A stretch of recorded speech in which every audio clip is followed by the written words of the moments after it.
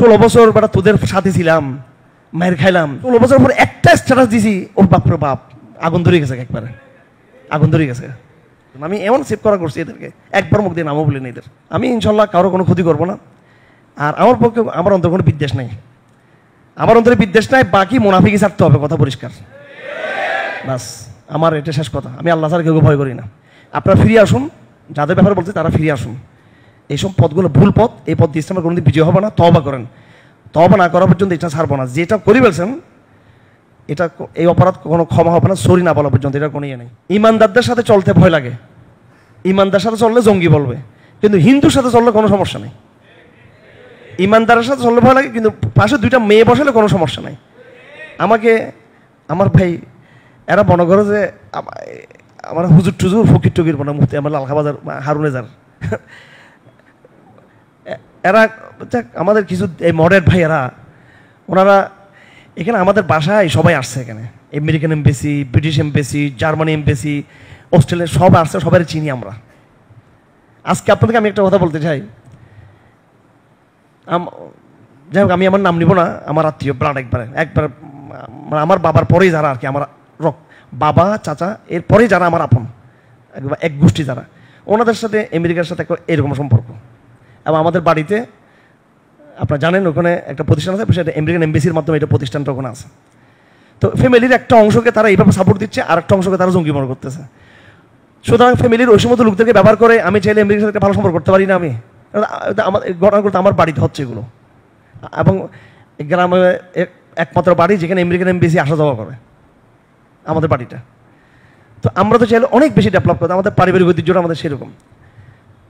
গতকালকে বিদেশ থেকে আমাদের এক বোন ফোন করছে, ওনার আমি নামটা বললে আপনার ক্লিক করে তাকে বের করে ফেলতে পারবেন, সেজন্য আমি নামটা বলতেছি না। আমি ক্লিক করলে তাকে টাচ করে তার ভিডিও সব চলে আসবে এখানে, তার বিশাল সাংবাদিকতা সব চলে আসবে এখানে। উনি আমাকে ফোন করছে, ফোন করে বলতেছে আপনি একটু আসেন, এই একটু সাক্ষাৎকার দিতে হবে নারী কমিশন সম্পর্কে। তো আমি বললাম যে এখানে কে কে থাকবে এখানে? তো উনি বললো নারী কমিশনের এই সমস্ত দুষ্টগুলো আর কি, ডক্টর ইউনূসের পাশে দাঁড়াইছে, এর মধ্যে থাকবে 1-2টা। তো আর উনি যেহেতু মহিলা মডারেটর, উনি থাকবেন। আমাকে অনেক উনি জোরাজোরি করছেন, আমাকে অনেক ইয়ে করছেন অনেক, এবং উনি আমাকে এন্টি ইন্ডিয়ান ইয়ের কারণে উনি আমাকে খুব অনেক সম্মান করেন, আমার খুব সাপোর্ট করেন।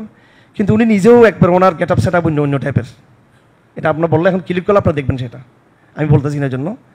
কারণ এই সমস্ত বোনরা একটা আশা করি একটা সময় মতো তারাও নেকাব হেজাবের মধ্যে আসবে, এই জন্য আমি তাদের নাম বলে ক্রিটিসাইজ করে এদেরকে আমি হেদায়েতের পথকে বন্ধ করতে চাই না। আমি এতাকাবে ছিলাম, আমার আরেক আত্মীয় উনি আরও ঘনিষ্ঠ, উনি আমাকে বললো যে হারুন ভাই আপনি আমাকে সাপোর্ট করতে হবে। কি বলে, আপনি পুরো হেফাজতের ব্যানার থেকে আমি এমপি হওয়ার পিছনে আপনাকে কাজ করতে হবে।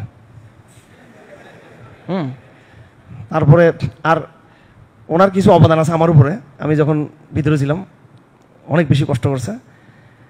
এখন এরপর বলছে আপনি, আমি এতাকাবে ওনার নাকি ইফতার মাহফিলে যাইতাম আমি বললাম যে আমি শুধু এতাকাবে আছি, আল্লাহ ভাগ্য বলে আমি এতাকাবে ছিলাম ওই সময়।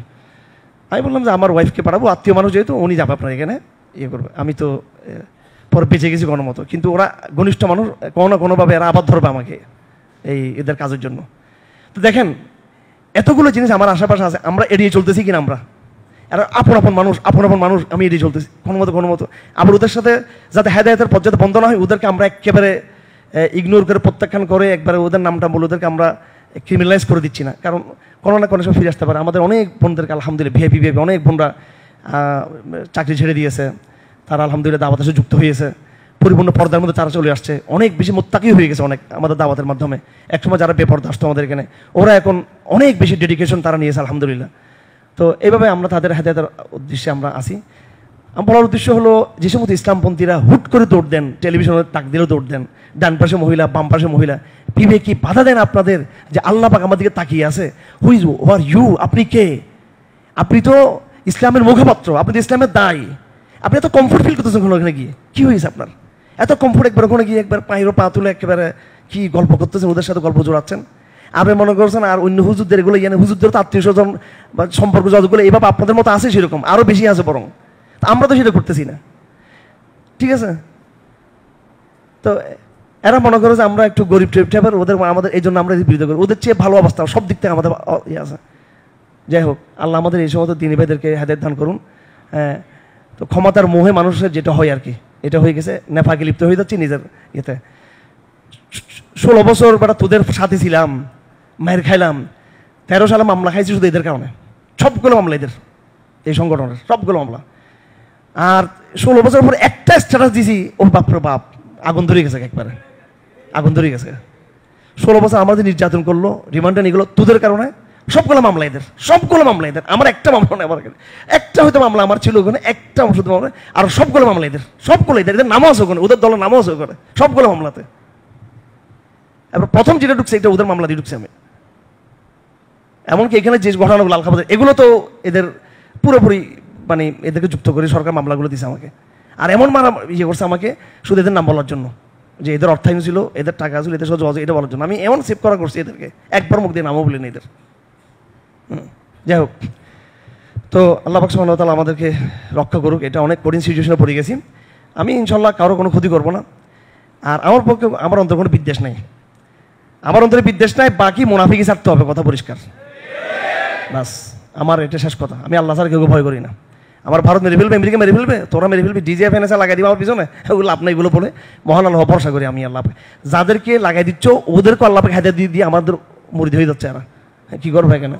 ঠিক আছে, আসিম বলে যে পাঠাইছিল এই কাছে, এখন তো আপনার কাজ নিয়ে যাচ্ছে, মিশন নিয়ে আপনারটা নিয়ে যাচ্ছে, উল্টো হয়ে গেছে এখন, আসছে এখানে ধরার জন্য, পরে এখান থেকে আমার মুরিদ হয়ে গেছে, এখানে বাইরেছে, তো লাভ নাই। এগুলো করি আল্লাহ সৈনিকদের সাথে যুদ্ধ করে পারবেন না ইনশাআল্লাহ আজিজ।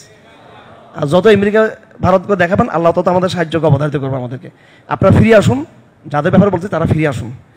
এইসব পথগুলো ভুল পথ, এই পথ দিয়ে ইসলামের কোনোদিন বিজয় হবে না। তওবা করেন, তওবা না করা পর্যন্ত এটা ছাড়বো না। যেটা করে ফেলছেন এটা, এই অপরাধ কোনো ক্ষমা হবে না, সরি না বলা পর্যন্ত, এটা কোনো ইয়ে নেই।